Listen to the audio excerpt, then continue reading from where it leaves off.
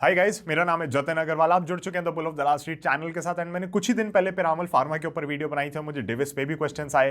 तो डिविस तो देखो, मेरे को पर्सनली बहुत बिजनेस पसंद है। डिविस की मैनेजमेंट बहुत स्ट्रांग है। बिजनेस वाइज भी अगर आप देखोगे तो ग्लोबली बड़ा डोमिनेंट प्लेयर है। कई सारे एपीआईस के अंदर जो है मैन्युफैक्चर करते हैं। तो मुझे लगा कि अच्छा, डिविस पे भी मैं यहाँ पे चर्चा कर लेता हूँ, बिकॉज डिविस मैं खुद से भी खरीदने की सोच रहा हूँ। तो डिविस के ऊपर हम सबसे पहले जानेंगे कि फंडामेंटली बिजनेस एक्चुअली है क्या। उसके बाद हम समझेंगे कि इसके अंदर स्टॉक प्राइस करेक्शन क्यों आई थी। और तीसरी चीज जो हमारी इस वीडियो का मेन फोकस है वो टेक्निकल चार्ट स्ट्रक्चर, कि हम इसको कहाँ ऐड कर सकते हैं, कहाँ स्टॉप लॉस लेना है। Again guys, videos are made for educational purpose, तो अपना एनालिसिस जरूर करें। बट जिस बेसिस पे मैं इसे बाय कर रहा हूं वो मैं यहाँ पे आपको समझाने वाला हूं।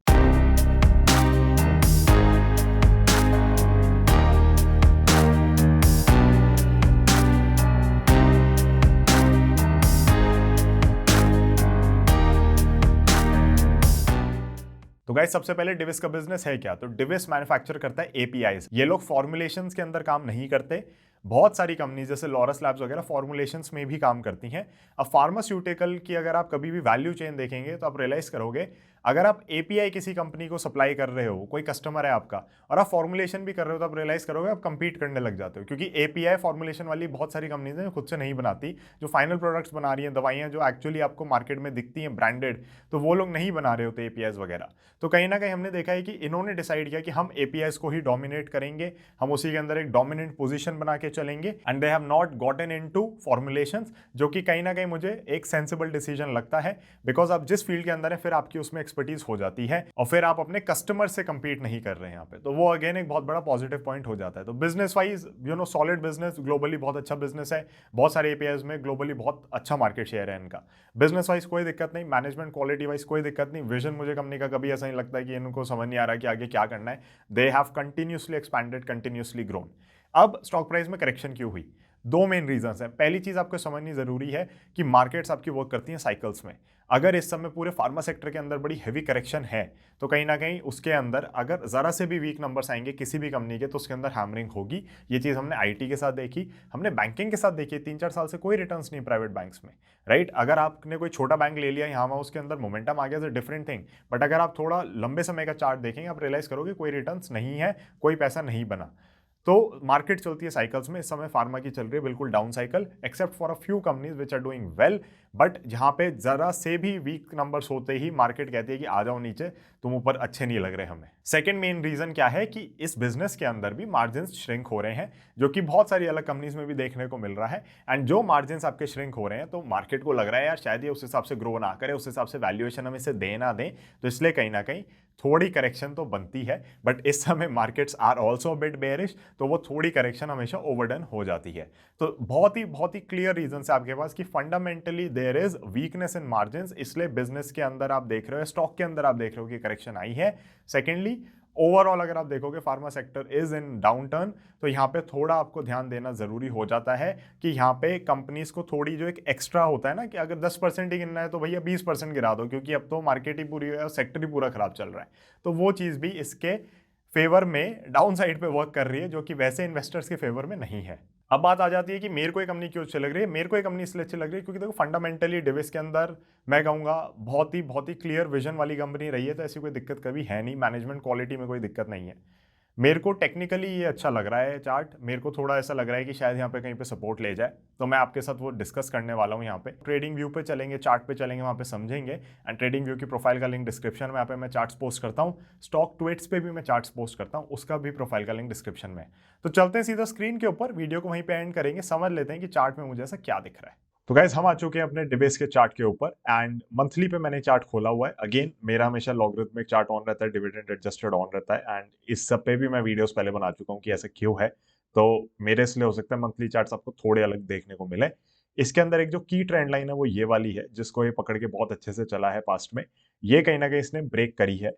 अब है क्या कि यहाँ पे एक सपोर्ट इसका है, तो ये किस तरीके से सपोर्ट है वो मैं आपको दिखा देता हूँ एक बार।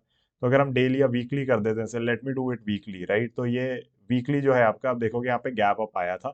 एंड ये वहां पे कहीं पे मैंने एक ट्रेंड लाइन ली हुई है, बिकॉज गैप्स आपका बहुत अच्छा सपोर्ट रेजिस्टेंस की तरह काम करते हैं। ये इसने गैप वैसे फिल कर दिया, बट हो सकता है कि इस गैप को होल्ड कर जाए। अब आप कहोगे जब तक ये लाइन क्यों बदल रही है, तो ये 100 मूविंग एवरेज लगा रखी है मैंने एक्सपोनेंशियल। वीकली होगी तो 100 वीकली मूविंग एवरेज हो जाएगी, मंथली होगी तो 100 मंथली मूविंग एवरेज हो जाएगी, राइट। तो अब इसके अंदर हमें क्या देखना है, सबसे पहली चीज ये मान लो कि डाउन ट्रेंड तो है, और ये जब तक रिवर्स नहीं होता तब तक कोई आपको तेजी बनती हुई शेयर के अंदर नहीं दिखेगी। अब ये शेयर भी आपका 5300 5200 के लेवल से आ चुका है, बिल्कुल ही 2800 रुपए पे। तो रिवर्सल जब तक नहीं होता तब तक कुछ खास इसके अंदर मोमेंटम नहीं आ रहा, बट एक्यूमुलेशन का जोन यहाँ पे अच्छा हो सकता है। As I shown you on weekly, weekly पे आप देख सकते हो कि यहाँ पे अच्छा खासा आपका सपोर्ट है। अगर ये सपोर्ट फॉलो होता है, यहाँ पे डोजीज भी बन रही हैं, तो कहीं ना कहीं यहाँ से रिवर्सल के चांसेस पहली बात है। सेकंड, जो हमारी ये ट्रेंड लाइन है ना, ये ट्रेंड लाइन को बहुत ढंग से फॉलो करता है और ज्यादा टाइम हमने देखा है ब्रेक नहीं करता। तो आप देखोगे तो पहले इसके लिए थोड़ी रेजिस्टेंस ही थी, बट जब से ये यहाँ से निकला है 2006 से, तो इसने इसको आज सपोर्ट लेके ही चला है। बीच में टूटा एक बार बस नीचे, और फिर इसने वापस पकड़ लिया। तो अब अगर ये इस लाइन को वापस तोड़ देता है, तो पिछली बार टूटा था तो 100 मंथली पे संभल गया था, तो ये यहाँ तक कहीं पे आ सकता है शेयर, जो कि 2400-2500 रुपए का भाव हो जाएगा आपका। डिपेंड करेगा कि देखो कब तक टच करता है इसे। तो अगर नीचे आता है तो ज्यादा मैं कहूंगा डीप नहीं जाना चाहिए इसे, 400 रुपए शायद और जा सकता है यहाँ से, बट बहुत अच्छा एक्यूमुलेशन का जोन मिल रहा है यहाँ पे। एंड हो सकता है कि यहीं से आपको रिवर्सल देखने को मिल जाए। अगर यहीं से रिवर्सल देखने को मिल जाता है फिर तो बात ही खत्म हो जाती, फिर तो आपको कुछ करना ही नहीं है।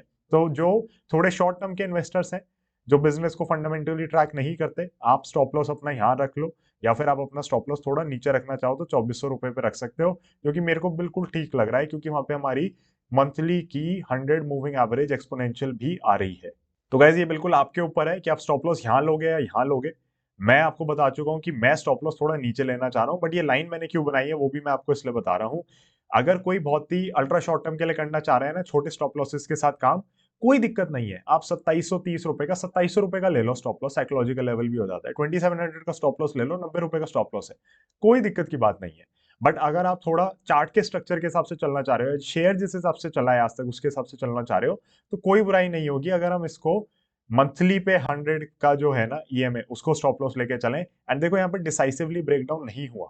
अब ये चीजें मैं पढ़ाता हूँ जब भी मैं क्लासेस लेता हूँ, तो अगर आप पढ़ना चाहते हैं मुझसे तो आप मुझे बता सकते हैं, 1-on-1 क्लासेस चल रही हैं अभी भी। ये यहाँ पे टूटा एक बार को, फिर डोजी मारी, फिर हरी कैंडल मार दी, फिर डोजी मारी, फिर डोजी मारी, राइट। तो ये इनडिसाइसिव कैंडल्स हैं जो डिसाइड नहीं कर पा रही कि जाना है नीचे नहीं जाना। बट है क्या, ये मंथली के ऊपर है। तो आप सोचो ये 1 महीना, 2 महीना, 3 महीना, 4 महीना, 5, 6, 7, 8, 9, तो मतलब एक तरीके से पूरा साल बिता दिया इसने। और उसके बाद जाके कहीं पे हमें वापस लगा कि अच्छा ठीक है, शायद अब इसके अंदर कोई दिक्कत नहीं होगी। तो बहुत ज्यादा जरूरी हो जाता है कि हम टेक्निकल्स को फॉलो करें, एंड आप समझें कि आप किस टाइम होराइजन के हिसाब से इसके अंदर अटक सकते हैं, या पैसा कब तक आपके लिए ब्लॉक हो सकता है, आप कब तक इसके अंदर एवरेजिंग आउट कर सकते हैं, किस लेवल तक कर सकते हैं, और किस लेवल के नीचे तो आपको बिल्कुल ही त्याग देना है कि भैया अच्छा ठीक है हमसे गलती हो गई, हमें माफ करो, हम कहीं और पैसा लगा लेंगे। तो वो सारी चीजें मैं आपको इसके अंदर समझा रहा हूँ। तो again short term, ultra short term traders जिनको बिल्कुल है कि हमें लंबे स्टॉप लॉसेस चाहिए ही नहीं, 2700 रुपए पे रखो स्टॉप लॉस। जो हैं थोड़े इन्वेस्टर टाइप के लोग जिनको है कि हाँ एक्यूमुलेट करूंगा, 2400 रुपए पे रखो स्टॉप लॉस, तो बिल्कुल आपके ऊपर है ये। एंड मोमेंटम कब आएगा, जब ये लाइन कटेगी। ये लाइन बिल्कुल नहीं खोल रहा है ये अभी, और मेरे को कोई उम्मीद भी नहीं दिख रही है जल्दी से इसके टूटने की। तो अगर आप देखोगे तो ये बहुत ही तेजी से गिरता जा रहा है, और यहाँ पे डेली पे 100 इसके लिए बहुत ही खराब एक्ट भी कर रही है। तो मेरी रिकमेंडेशन यही है कि जबरदस्ती जंप इन ना करें। दूसरी चीज, अगर आप कूदना भी चाह रहे हैं, आपको लग रहा है सस्ता हो गया है, तो या तो स्टॉप लॉस यहाँ ले लो, या फिर आप 2400 स्टॉप लॉस ले लो। उन स्टॉप लॉसेस को बहुत ढंग से फॉलो करो। उस लाइन के नीचे ये शेयर मार्केट का, उस लाइन के ऊपर ये शेयर आपका। थोड़ा देखो वॉलेटाइल चल रहा है सब कुछ, तो उसकी वजह से हो सकता है कि एक्स्ट्रा करेक्शन आपको देखने को मिल जाए हफ्ते 2 हफ्ते के लिए, फिर रिकवरी हो जाए। तो खरीदा बेची थोड़ी हो तो उसमें घबराने की जरूरत नहीं है। सो guys that would be it for this video. Hopefully आप सबको सब समझ आ गया होगा जो मैं समझाना चाह रहा हूँ। मैं इसके अंदर 2400 का स्टॉप लॉस लेके बाइंग कर रहा हूँ, एंड मुझे डिविस में ऐसी कोई बड़ी दिक्कत नहीं लगती। Having said that, I am quite well aware कि हो सकता है मुझे इसके अंदर 5 से 6 महीने का एक्यूमुलेशन फेज मिले अच्छा खासा, और उस बेसिस पे ही मैं इसके अंदर एक्यूमुलेशन कर रहा हूँ। मेरे को कोई जल्दी नहीं है कि शेयर चले निकले बहुत रिटर्न्स दे एकदम से। I am very happy accumulating this one, और धीरे धीरे करके ही पोजीशन इसके अंदर मैं बिल्ड करने वाला हूँ इस फाइनेंशियल ईयर में और अगले फाइनेंशियल ईयर में। सो guys that is it for this video. Hopefully आपको वीडियो पसंद आई होगी। लाइक कर दीजिए, शेयर कर दीजिए चैनल को सब्सक्राइब। मैं मिलता हूँ आपसे अगली वीडियो में। बाय बाय, जय हिंद।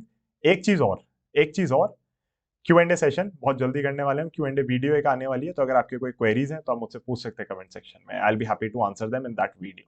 सो गाइस दैट इज इट।